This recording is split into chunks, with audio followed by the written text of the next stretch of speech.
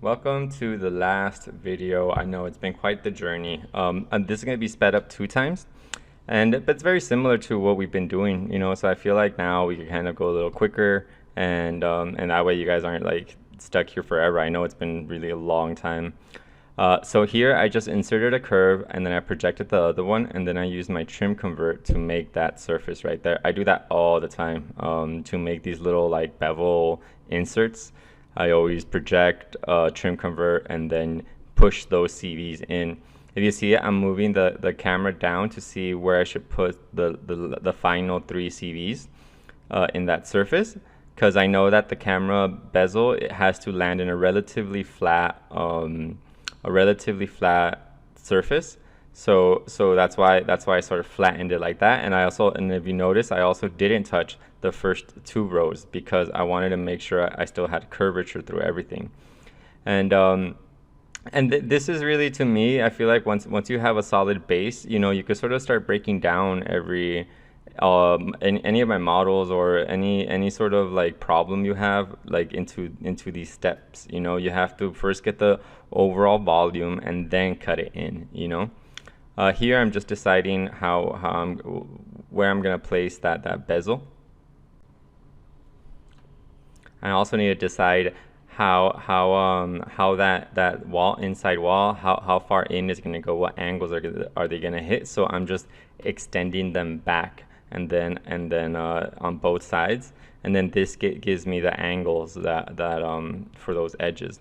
I skin them, and then I connect them to the edges, skin those, and then and see, this is it's all just blocked in, and and then slowly building up all the transitions.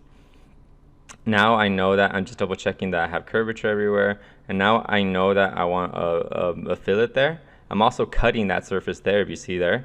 And the reason why I cut that surface is because in that very edge, in that corner, that point, it reaches the CVs would be touching. And if you add a fillet tool, a lot of times it gets confused if that's the condition. But I know that my fillet tool is gonna eat up all of that surface, so I just cut it back to make it a little easier for the tools and for Alias, so that it doesn't freeze. And so that's kind of like you always have all these like little tricks that to make your life a little easier. And also remember, like, for example, this is such a small little part of this cell phone that I just instead of like trimming them, and then or putting a fillet and stuff and keeping it theoretical, I just pushed everything back, because it all just it depends on what part you're doing. For main volumes, it's always good to keep everything theoretical and stuff. But when you're talking about little details, it's not really that important. It's more about making it easier for you to get um, this sort of process out of the way, because honestly, it's been like 3 or 4 minutes, so it's like if there's any changes or anything like that, I could just rebuild it very quickly. So I added the fillet on default, and it didn't reach that end. So then after that, I extended that trim, that curve on surface. So this gave me this this gave me this cut on the inside surface, right? So now I have a four-sided sort of like square right there, right? If you see that little arrow, it means that there might be a positional error in this condition, but I know that I'm gonna put a fillet on top of it, so it's not really that important. And then see, this is how I usually do these sort of edges. And then after that, I run a fillet through all of it. And as you can see here, I'm quickly trimming the edges of it, so that once I do run my fillet tool, it makes it really easy for it. See, I'm just doing a quick, if you see right there, see, I eliminate the top, so that once I run that fillet tool, it makes it very easy for the Alias fillet tool to do its job. And see, this is really a big part of Alias modeling, is also setting it up to make it as easy as possible for Alias to do what it wants to do. And then see, it didn't want to go all the way to the edge. So instead I just if you see there, when I extend it, it makes it bends it back, right? And then so what I did is an extend tool. If you hit linear, instead of extrapolate, it makes it a tangent extend as opposed to a curvature extend. And with something this tiny, it doesn't really matter. I'm just trying to sort of get that curve on surface to reach the edge. And now see that old surface I had, it sort of like eliminated itself with the curves. And then now I'm just adding this final squared up CV. After this sped up version of this sped up video, in the end of this video, I'm gonna just go over the model, just the final, just to kind of, so you can see a little slow overview, especially of the other parts that I didn't go over, because I stopped recording after a while, and I was kind of, because I was kind of getting bored, but I feel like now I could just show you guys the surface structure of it, and then you guys can just extrapolate that. So now I'm trying to figure out my bezel and all that. So I'm getting this curve, and I'm using my absolute scale to give me a 5 or 0.5 millimeter sort of bezel. And if you remember, we did this in the last video, but for this video I'm also gonna do the inside of this camera. And one of the things that if you ever work with circle curves and surfaces like that, is that when you skin them, if you want to use the Projector line tool, which is a tool I use all the time, it doesn't want to work because it's a closed up surface, and for some reason Alias is like, oh, I don't want to do that because Alias is dumb. And so how I kind of overcome that in this and anytime I use that is I'll separate that cylindrical surface or conal surface into 2 parts and then project align it, which I'm about to start doing right now. Like, see here, I'm trying to do it and it doesn't let me. So here, that's where I detach it right here, detach it right there, and now I'm using again my project align tool to get that. So now I know that the bezel is lining up against that surface, and also once it reaches the camera, the top, it's nice and flat for my camera. Then I get that curve and I scale it down to give me the bezel, and then I add a planar surface to get the glass screen. And now I'm just coloring them up just to make it easier for me to do this, or to kind of see this happening. Here I'm just analyzing the shape and see if I like it. Here I think I'm taking a break. Maybe I should cut this scene out. Nah. A lot of times when you see me stop like that, it's just me thinking, okay, well, what am I gonna do? How am I gonna get the next point across, or how am I gonna, continue this model? I still need the inside and all that, So now I'm getting that curve, and then I'm moving it up to give me that edge. And with this one, I just did it just by eye. I didn't do a specific distance. So here I'm going to use a new tool that I don't think I showed you guys yet. It's the duplicate object tool. It's an edit object duplicate. And here I put scale 0.8, and you can't see there, but on top I put a number of iterations, like 4. And when I press OK, see, that's what it did. It just made a duplicate, and every duplicate it scaled it by 8%, but I wanted to go down 1, right? So there in translation, I go to -0.1. And that's the wrong direction, so I delete that again, and then edit, duplicate, and change the translation to a regular one. And then see, that gives me these concentric circles, and the object duplicate tool is a great way to sort of do these sort of things, quickly. And then actually here you'll see that I get a bit of some errors, because what I wanted to do is I wanted to make that tool duplicate all of these down 1, But in my scaling, if you see there, I put scaling 0. And now that I look back, I realize what happened is it scaled every object to 0, which makes it basically deleted. And I was trying to figure out why it got deleted, like why I can't see it. If I would have changed that scaling to 1, it would have worked. But I guess I was a little bit I wasn't really, I forgot that scaling has to be 1.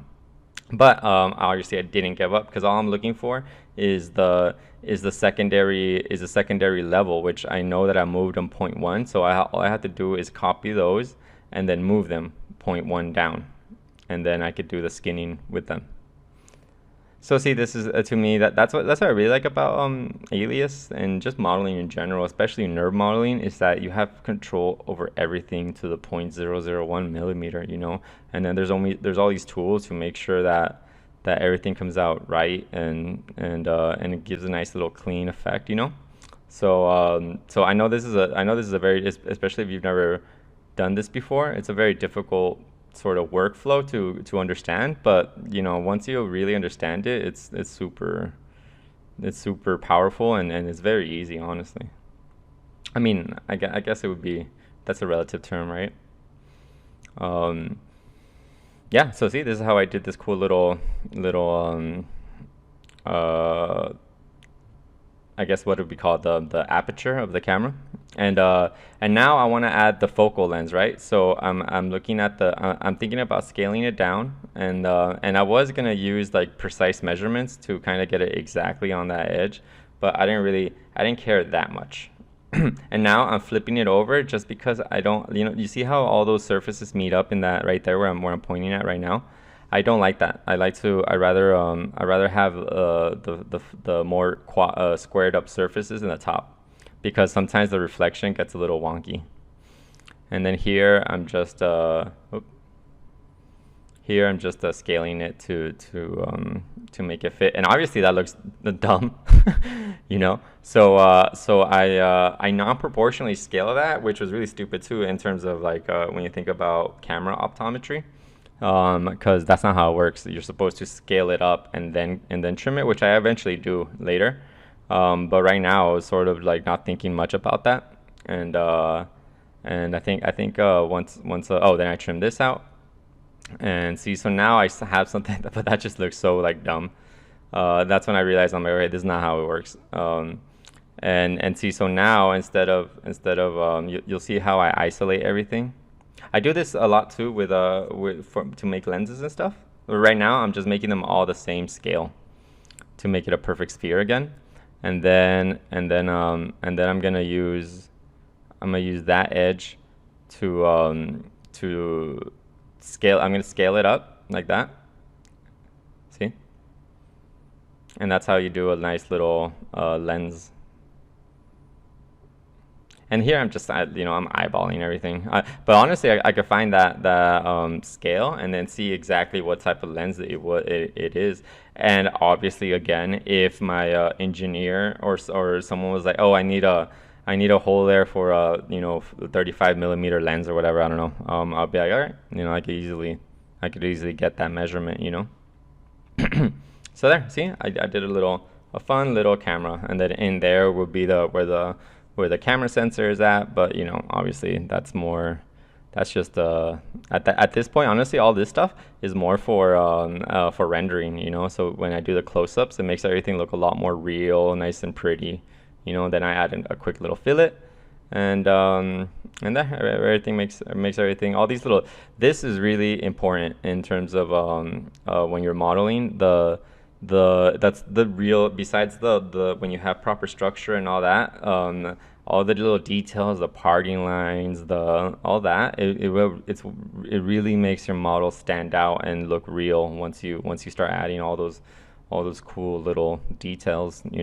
If you look at spaceships or like designs like that, if you break down their volumes, they're actually very, very simple volumes. They're just trapezoids and all that, but it's all about cutting them up and doing all this and that, and so it's these are really important. I see a lot of times people do their models, and then they sort of get the main design across in terms of the volumes and the sculpting and that, but then they never put any details, so it doesn't really look real, you know.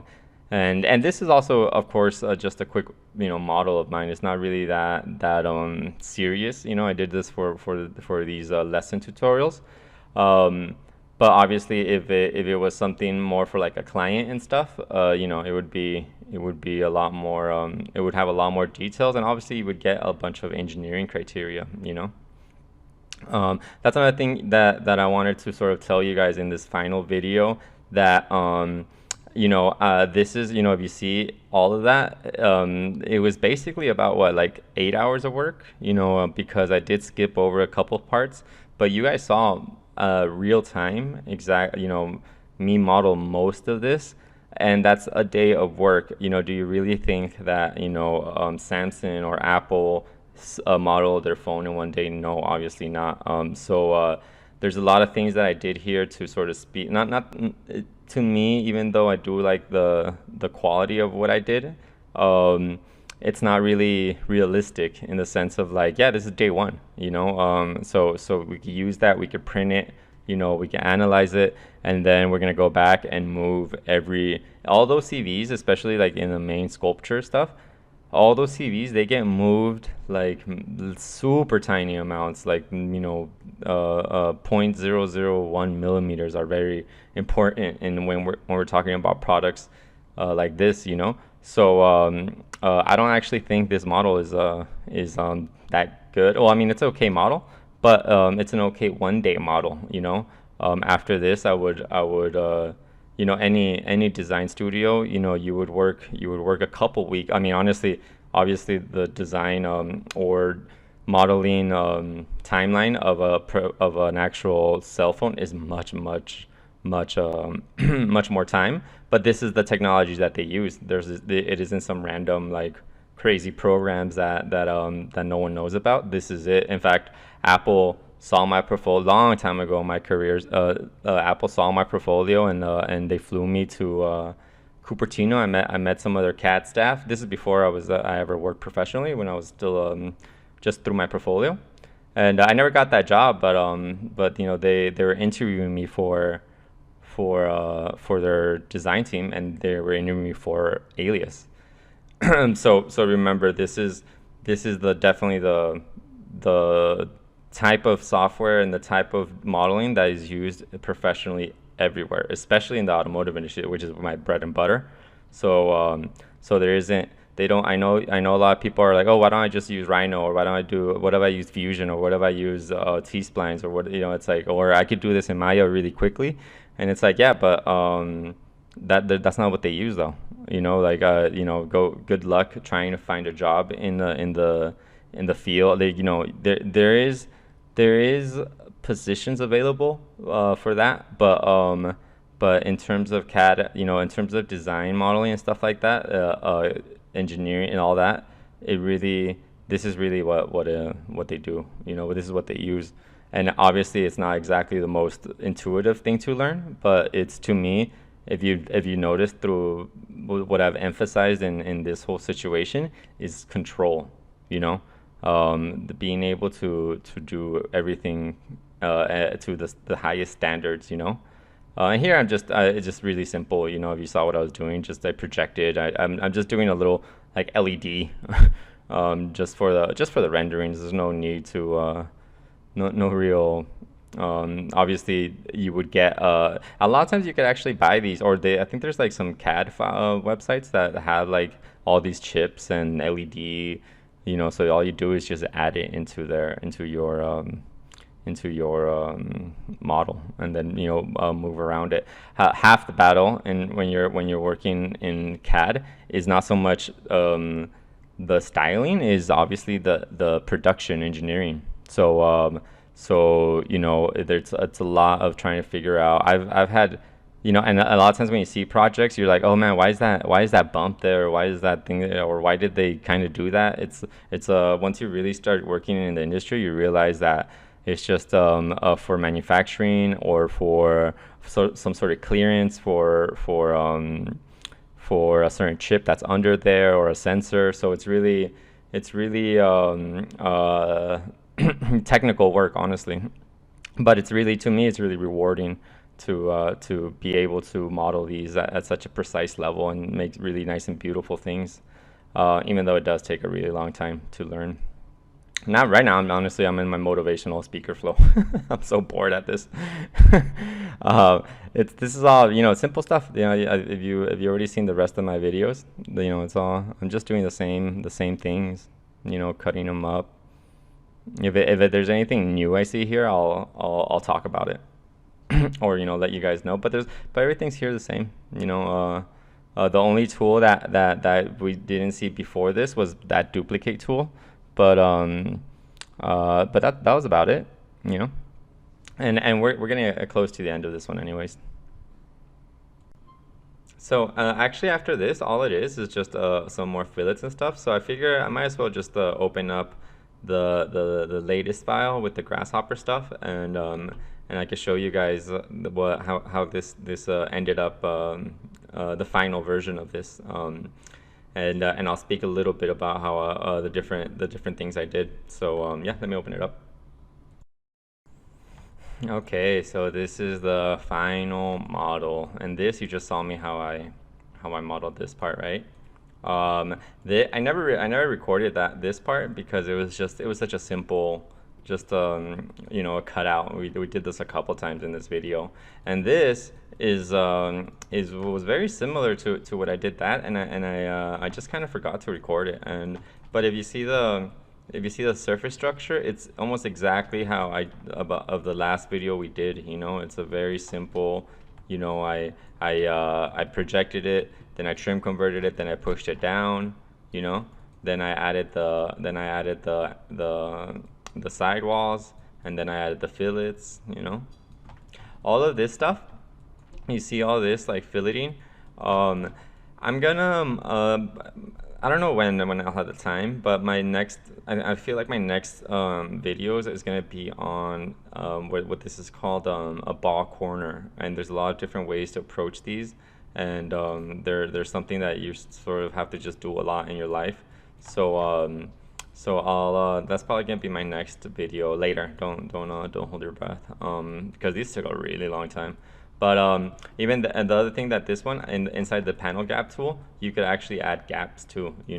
I figured, since this thing it's gonna be like a stand where you open it, so I figured that you need a little more clearance. So you see there's a little gap there, as opposed to them just touching. That's in the panel gap tool.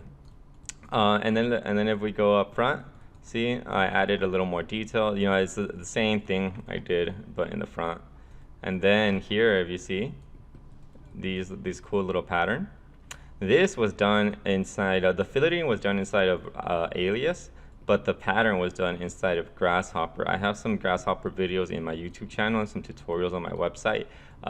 Be warned though, this is extremely difficult, extremely complicated. I'm self-taught with everything I do, but teaching myself how to do parametric design and algorithms was the most difficult thing I've ever had to learn in my life. So, but it's definitely cool, right? You could do these cool little patterns. You could do a bunch of stuff. That's a whole other hundreds and hundreds of hours of lectures. But yeah, so see, little LED here. The whole like my whole like theme of this phone was almost like a selfie phone. You'll get some light here, and then this would be a backwards LCD, and then you have like ambient lighting here to make those selfies pop, and yeah. So it's really nothing much to it. This I will say, this model in general isn't perfect. Once I started rendering it, let me see if I could even see. Let me see if I could. It's not that bad. I think I would, if you see here, I would probably push this down a little bit, and but to me it wasn't that big of a deal. And I would probably, I don't know. There's just a lot of there's so much you could do with this, So to me, but also another thing to remember is that it's a bit destructive, in the sense that, like, now if I wanted to change this, I would have to sort of go all the way back in this corner and then do all those moves again. Yeah, that's very important. That the thing I try to emphasize, when you do rebuild something, rebuild it correctly. Don't try to cheat and just be like, oh, I'm just gonna do this and then like hide everything, because eventually, I mean, I always notice, and to me, I always every time I have to go back and do something, I always just go back to my theory, go back to my structure, and build it correctly, not just quickly move something and just hope that nothing else gets affected, you know? But yeah, this is I hope you guys enjoyed this video series. I know it was mega super long. I don't know how many of you guys are still even paying attention to me at this point. You know, I could. But thank you for watching, and also thank you for those emails and the comments saying thank you, because I don't do this for money.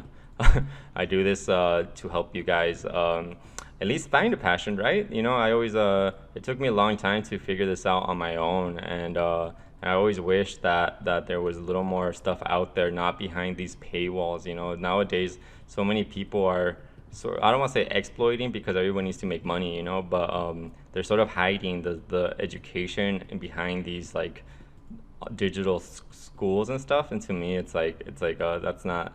I always promised myself that if I ever got to a certain level, I was gonna help out, you know, and educate people. So anyways, I hope you enjoyed this series. I do know I talk too much, and if yeah, I wish you luck in your modeling journey and life in general. I hope if you do some cool stuff, you know, don't be scared to send me an email, or you know, show off your model to me. It's always I always find that very it's very awesome when I see people, you know, take what they learned from me and apply it in their own designs and in their own life, and come up with something even more beautiful than I could ever come up with. So, yeah, good luck. Thank you for watching, and thanks for watching this video. Yeah, later.